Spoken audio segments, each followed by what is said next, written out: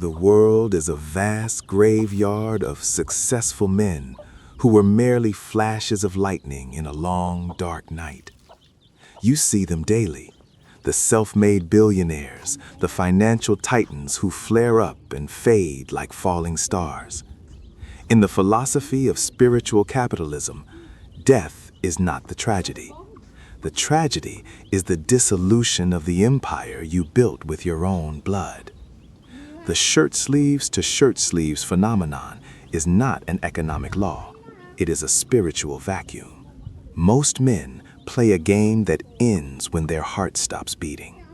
That is not sovereignty. It is a high-level form of ego slavery. You must execute the myth of the self-made man to birth the founder of 1,000 years. If your legacy dissolves into the hands of decadent descendants, you were merely a temporary custodian for the luxury goods industry. This chapter is a cold awakening. Stop thinking in quarters. Start designing by the century. We are not building houses. We are engineering the foundation of a micro-civilization that carries your name. A sovereign mentor understands that wealth is not a trophy for the present. It is a sacred instrument of permanence. To build a fortune that dies with you is a strategic failure of the highest order. We begin today by shifting your horizon from the individual now to the dynastic forever. You are no longer an actor. You are the architect of the theater itself.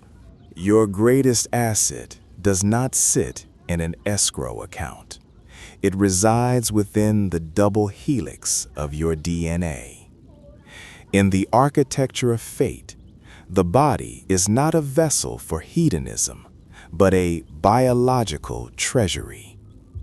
Why does the elite invest billions in longevity and genetic optimization?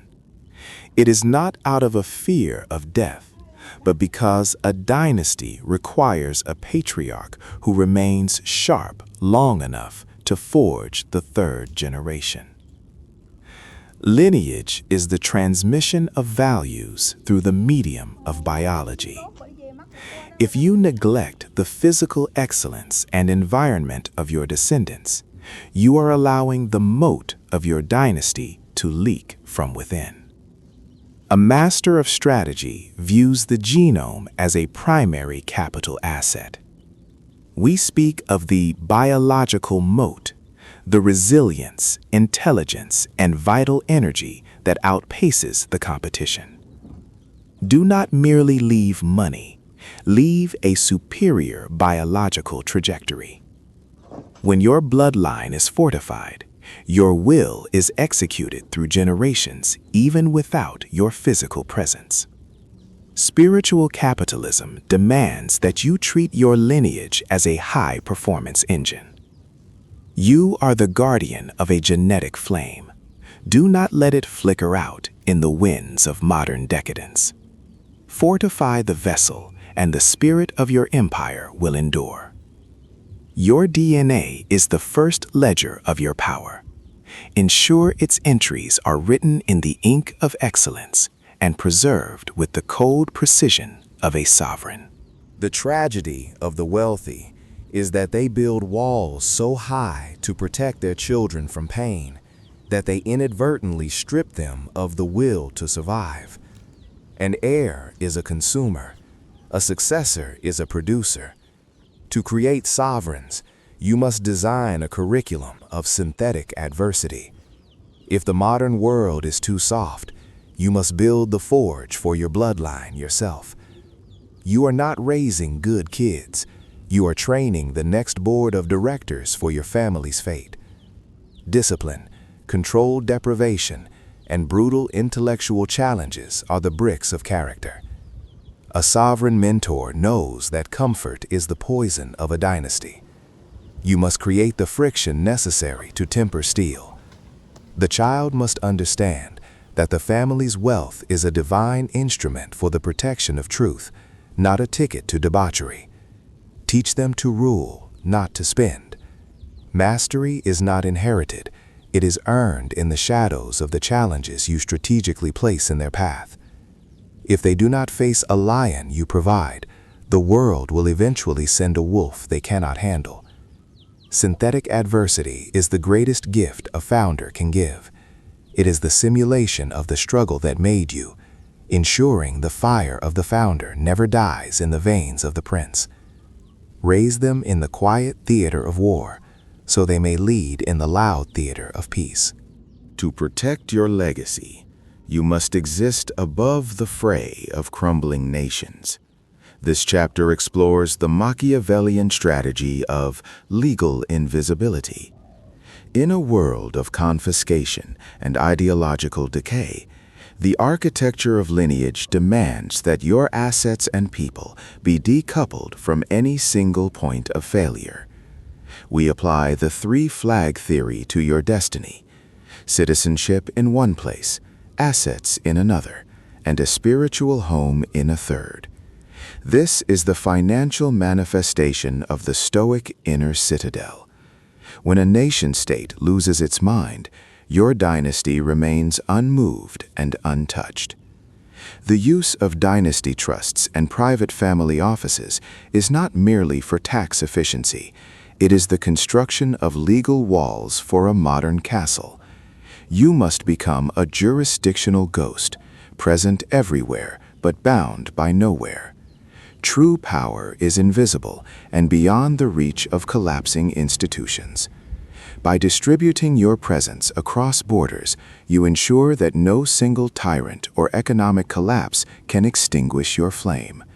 You are building an invisible state with its own laws, its own treasury, and its own survival protocol.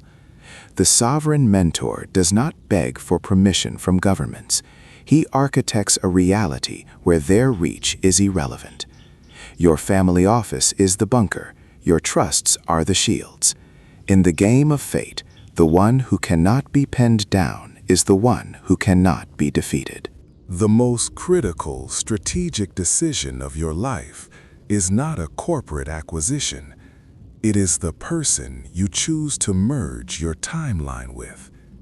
In an era of liquid romance, love is sold as a fleeting chemical reaction.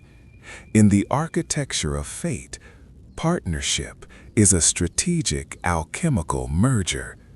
Your partner is the chief operating officer of your bloodline. Without an alignment in the vision of spiritual capitalism, the house will divide against itself before the ink on your will is dry. We analyze genetic compatibility, psychological resilience, and a shared sacred mission. You are not looking for someone to consume with. You are looking for someone to build an empire of 100 years with. A mistake in this chapter will dismantle every effort made in the previous four. A sovereign selects a consort based on the capacity to preserve and replicate power, not just on momentary sentiment. This is the alchemy of the dynasty, the fusion of two trajectories into a single, unstoppable force. The matriarch or patriarch you choose is the gatekeeper of the next generation's quality. If the merger is flawed, the lineage is compromised. Choose a partner who views the world as a game to be designed, one who understands that the bloodline is the ultimate startup. Together, you are not a couple. You are the executive branch of a rising dynasty. Information is the currency of power, but truth is the currency of sovereignty. As the external world descends into a wasteland of propaganda and shifting morals, your dynasty must maintain a private archive. This is where family history, wisdom paid for in blood, and the black books of strategy are kept. You are building a private library of reality. If your descendants learn their values from the internet or public schools, you have already lost them to the hive mind. They must learn from the ghost of the founder. We explore legacy preservation technology, from private servers to physical monuments, ensuring your philosophy of power remains the guiding light for those who carry your name. Turn your lessons into the family's scripture. Truth must be whispered and guarded in the shadows, where the light of public ignorance cannot penetrate. He who controls the narrative controls the destiny of the next generation. Your descendants must know they are part of a specific story, a story of power, sovereignty, and sacred duty. They are not random individuals. They are characters in a multi-generational epic that you have authored. The private archive is the immune system of your family's mind, protecting it from the viral ideologies of the masses. Your words are the laws that govern their internal world long after you are gone. Most men think in quarters. The elite think in decades. Sovereigns think in centuries. Every investment, every alliance, every word spoken must be weighed against its impact 100 years from now. This is a harsh but inspiring reality. You will not be alive to see your greatest victory. Spiritual capitalism requires the ultimate sacrifice of the Stoic, building a cathedral under whose shade you will never sit. When you remove your own death from your strategic calculations, your power becomes limitless. You begin making trans-temporal moves, actions that your competitors cannot even perceive because their horizon is too short. You are no longer a grain of sand. You are the architect of the beach itself. This chapter teaches you to play the long game of deep time. Whether it is land acquisition, technological positioning, or cultural influence, the 100-year decision ensures that your dynasty is always 3 moves ahead of history. You are positioning pieces on a board that spans generations. This is how empires are built, by men who realize that their life is but a single day in the life of their lineage. Stop playing for the applause of your peers and start playing for the awe of your great-grandchildren. When you act for the century, the decade takes care of itself. Fate is not a moment, it is a trajectory. How do you rule from beyond the grave? A dynasty cannot survive on hope. It must rely on cold, hard systems of governance. You must establish an internal political machine for your family.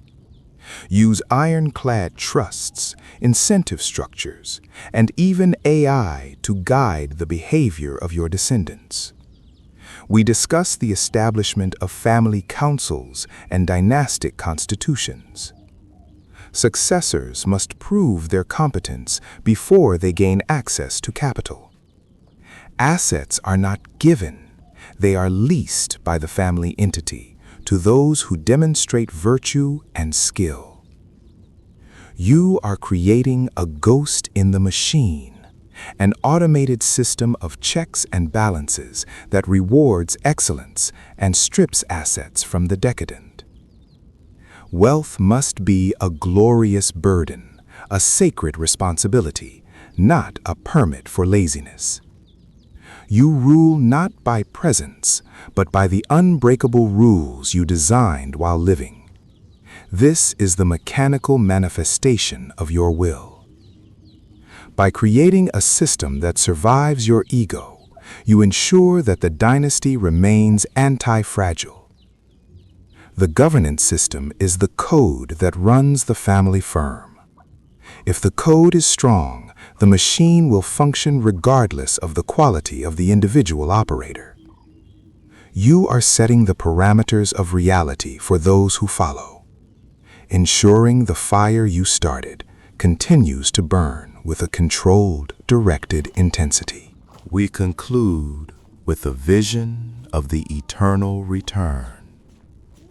The architecture of lineage is the process by which a mortal man becomes a permanent fixture in the fabric of reality. Your wealth is the fuel. Your values are the engine. Your descendants are the vehicle. Fate is not something that happens to you. It is a structure you build for those who follow. Stand tall, founder. The centuries are watching you. Will your name be a fading footnote or a permanent title of power? When you complete the architecture of lineage, you no longer fear death, for you have merged with the flow of time itself. You have become the primitive ancestor of a bloodline that will eventually reach for the stars. This is the ultimate ascension of spiritual capitalism, turning capital into immortality.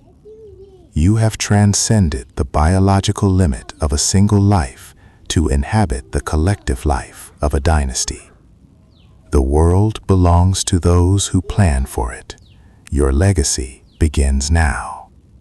It is written in the blood you pass on and the structures you leave behind.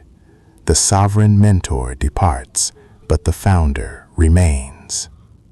The game of fate has been designed. The dynasty is eternal. Become the myth that guides the future. The architecture is complete. Now, let the construction of the eternal begin.